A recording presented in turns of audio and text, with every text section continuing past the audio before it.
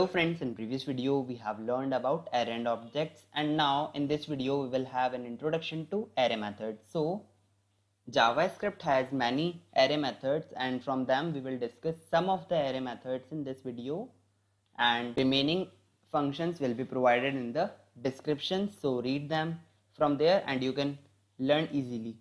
So the JavaScript method toString. So the first method is toString. That method converts an array to a string of comma separated array values, and for that we have to create a new file, and in this file we have to create an array fruits, and this array of fruits has 4 values in it. First banana, second can be mango, and apple and orange. So our array of fruits has 4 values in it, and we will create another variable a. In this variable we will store the string that will be converted by using toString method. So we have to provide the name of array and then dot and then the toString function. So what will happen, this fruits dot toString will convert the whole fruits array to a string. So when we try to print this variable a, then what will be printed? Let's see, document.write a. So what it will print? It will print the whole array in the form of string. Now save this file and open the folder where we have saved this file, and our file name is array methods. And when this file opens, it will show banana, mango, apple and orange. Banana, mango, apple and orange. That means the whole array is now converted to a string, and then that string is stored in variable a, and when we try to print the variable a, the whole string is printed. So this is a string that is converted by using the whole array. So we have another method, join. That method also joins all array elements into a string. It behaves just like toString method, but in addition you can specify the separator in the parenthesis. In this toString method we have a comma separator only, but in join method we can specify the separator. So we will copy this all and paste it again, and we will change the variable name so that we can differentiate. So join, and in this, by the using of double quotes, we will provide the separator. So we are providing a dash as a separator, and before that we have to provide a br tag so that it will come in the next line.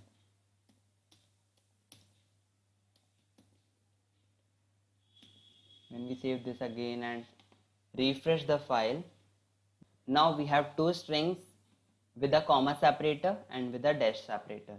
This comma separated string is because of toString method, and this dash separated string is because of join method. So these are the two methods to convert a array to a string. In JavaScript we have some more methods also. So first, the method name is pop. Pop method helps us in deleting or popping the last element of an array. So for that we have to create a new variable. We will create a new variable. Before that we have to change the line of print. So now we will declare a variable x equals to fruits dot pop. So this pop method will do one thing, that it deletes the last element of the array fruits, and the deleted element will be assigned to the variable x. And if we try to print the document.write, and in this we will print the fruits array, then what will be printed? So now what will happen if we try to print the variable x? This x will print the last element of the array, that is orange. So this is the pop function. So we have one more method, push. This push method will do an insertion in the array, and the element that will be inserted using push method will be inserted at the last position.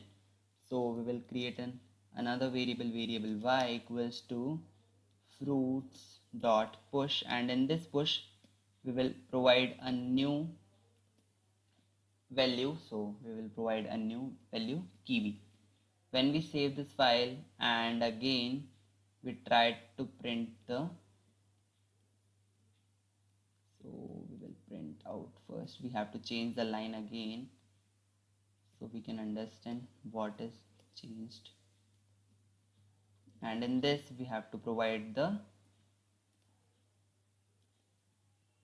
so in parenthesis we provided the array name, and when we open the browser and refresh this file it says banana, mango, apple and kiwi. The orange that is deleted or popped from the array will be replaced by kiwi. Now this kiwi is the last element of our array, and orange is now no longer the element of array. So these are the two methods, pop and push. Both methods enters and deletes elements from the last, but we have another method just similar to push and pop, that is shift and unshift. So shift method deletes the first element of an array, and unshift will enter a new element at first. So these are the methods which are used to enter a new element or delete the existing element. So we have one more method, and this method is the last method for this video. So we have a concat method. So what this concat method do? It will create a new array by merging an existing arrays. The concat method does not change the existing arrays, it always returns a new array. The concat method can take any number of array elements, so it can concatenate more than 2 arrays also. Just we have to provide the array name by using a comma separator. So to use the concat method we have to create new strings also. So we are creating a new string cars, and this cars will have some values, suppose Honda, BMW, Audi. So our new array cars has 3 values only, and these values are Honda, BMW, Audi. And we will create another method of names also. So it will also have some names. First is Raj, Rohan and John. So our third array of names has 3 values, Raj, Rohan and John.